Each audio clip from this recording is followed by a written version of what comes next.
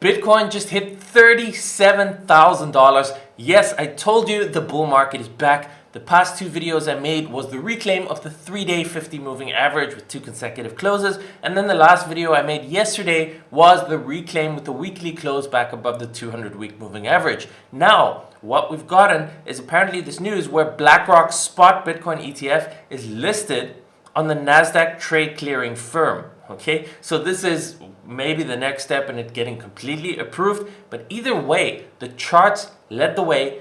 I documented this, the proof is here, okay? Every time it is like this, the charts lead the way, you get the confirmation, then the news comes, and then we get the move. So, what is happening next? Let's dive in, let's look at the charts because this is looking very, very promising. We have been waiting 2 years for this moment to get back into this bullish trend. And if this is really here and this is the next bull market cycle for 2024, you need to pay attention now because if you missed the boat, I'm not sure if there is going to be another one like this. Alright, so in the charts, you can see over here, Bitcoin is currently trading about 34,600. It actually went as high as almost $37,000 here on BYBIT. So I want to bring to your attention a couple things here, what has happened on the charts and what we can expect technically. So first, looking at this setup, we finally took out this high. Okay, this was a range setup. We're looking to take it out and we couldn't quite do it earlier this year. We dropped back to the middle of the range. By the way, look how valid this range is. Look at this high over here rejected, this high rejected, and then this turned into support both times, okay? So that is often how you have confirmation that a range is very likely to be valid when it greatly respects the middle of the range, the 50% line. So we finally took out the high, okay? And this was a really nice setup based on just if this was a range, you would have taken a long position on a reclaim of the range after the sweep of the low, right? Could have put a stop over here at those lows and the target would be the range high. Now this played out obviously over a period of months, so it would have taken a long time, almost a year, but you can see that was the setup. So now is the question, what happens next? Now before we look at that, I want to bring to your attention this chart. This is the Bitcoin CME futures chart, and this is an important chart because unlike Bitcoin regular charts, this does not trade 24/7, 365. Bitcoin is always open. But the futures, especially on CME, they operate within regular traditional finance market hours, meaning that they are closed on weekends and even for certain periods of every day. So that means that the price action is not continuous. And if the 24/7, 365 Bitcoin price action moves higher, for example, when the CME is closed on a weekend, it creates what is known as gaps because the price closes, say, on a Friday, and if it opens again on Monday and the price is different to where it closed, then the price jumps up and that leaves a gap. So what we're seeing here on the chart is indeed these gaps.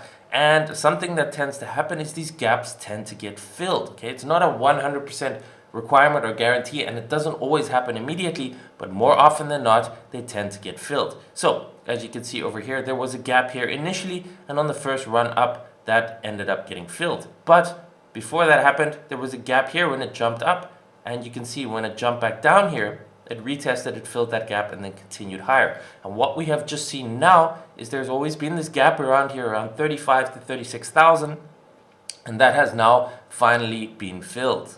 So for the longest time, this has been an objective. I've talked about this months ago. It was 32.5, which was the high over here that got taken out. And then next was 35.36, which is the CME gap over here. And the next target after this, in my opinion, is the Fibonacci retracement of the whole move from the bear market, okay? That is the 0.618 to 0.65 and maybe even the 0.70. So this whole area over here is, in my opinion, the next target for bullish continuation, which also leads to us taking this high and this high over here. So just based on that, there's probably a whole lot of stops here, a whole lot of resistance too. So if we do see bullish continuation for the next few weeks, the next few months, that would be my target, somewhere between 48 and 53,000. And at that point, we have to wait and see. Maybe there's going to be a whole lot of profit taking.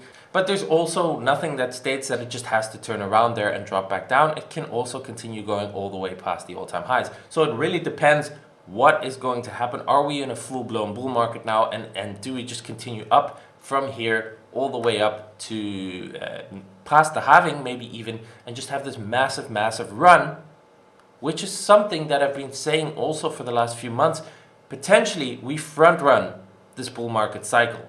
So while we're here, let's just take a look at this. This is the weekly chart going back all the way to 2012. It is a log scale. The vertical lines are the halving, and you can clearly see this pattern here leading up into the halving. We see this grind up, the halving happens, and then we see an explosion in price, and that brings us our bull market. This has happened here in 2013, it has happened ahead of 2017, and has happened in 2020, 2021. Okay, we have seen this 3 times. The next halving is upon us. It is happening in April. Okay, that is less than 6 months away at this point, and you can currently see the price is perfectly following what it's done historically. It is starting to grind up towards that halving. Now the only question is this just going to continue up into the halving and then explode and go parabolic and peak somewhere in Q3 or Q4 of next year? That is the front run scenario. Okay, that's my theory I've been talking about, where we don't get a black swan earlier, we don't get any sort of sell-off. People are only expecting this to repeat the 4-year cycle and maybe only have a bull market in 2025,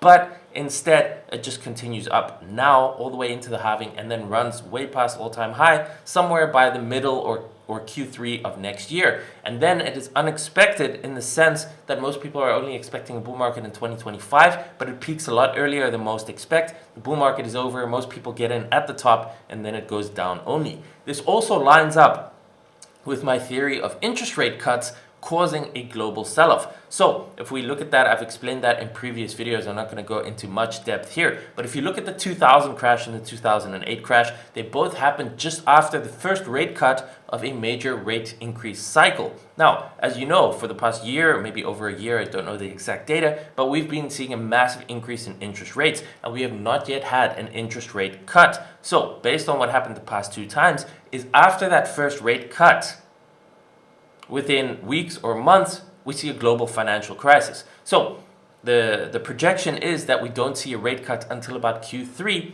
of 2024. Obviously, that can change going forward to it, but as of right now, that's kind of the expectation. So if we do see a rate cut in Q3 of 2024, that means that a global market crash could come weeks or months after that, meaning that if everything peaks and has a massive run up into that period, which is about 12 months from now, that would perfectly just line up with everything, and it would catch a lot of people off guard. Again, it's just a theory, but it's the main one I'm leaning towards now, especially since we've just had this move up. We've had bullish confirmation, 3-day 50 MA reclaim, 200-week moving average, we're above there. The 50-week moving average, we're above there. So, look, so far it's looking very much here like 2015. Okay, we're seeing this run up, and 2019 was tricky, but it was a black swan event also. So, would that crash in March 2020 have happened here if we didn't get the black swan, or would it just have continued to run up? So if we don't get a black swan this time around, then it's very possible it just continues to run up and maybe even gets towards somewhere between 50,000 and the all-time high by the time of the halving around April of next year, and then just goes on a massive run without any sort of major pullbacks. Of course, there's going to be pullbacks along the way, right? 10, 20, 30% even. But in general, what if we just see this massive run up towards somewhere, over here, Q3 of 2024, and then it's done, and then it just starts a massive bear market once again when most people are not expecting it. As always, markets like to do the unexpected. If it was easy and it would allow everyone to get on board and everyone to get rich, then it would defeat the purpose of this. So the goal is really to have most people sidelined, most people selling the bottom, most people buying the tops. And right now, it is looking like this front run scenario that I just described could very potentially just be the one that is maximum pain, where most people are sidelined and they think, oh, I'm going to get in next year, or I'm going to get in 2025, and it just keeps going up and up and up and doesn't give the pullback. People sit on the sidelines. And then finally towards the halving or after the halving, towards the very top, when everything's already way up, most people start getting interested again. So this is interesting. I'm very curious to see how the next couple weeks, couple months play out, and how that leads into the halving and then what happens next year. But overall, things are still looking very bullish in my opinion, as long as we're above those key moving averages that I keep talking about, the 3-day 50 moving average, the 50-week and the 200-week moving average. The trend is bullish, okay? When we get a new invalidation, a new close below those, I will adjust my my strategy and my my analysis and basically my idea of the bullish trend. But until then, this is just full-blown bull. The halving is upon us soon. ETF approval potentially upon us, and that is BlackRock, but there are dozens of other ETFs that have been filed, or applications for ETFs. So if one gets approved, maybe many gets approved. Maybe we get a whole new round of stimulus and money printing due to the global events that are happening. And this is still a scenario for a massive potential melt up in risk assets in crypto, but potentially also in stocks for the next, say, 6 to 12 months.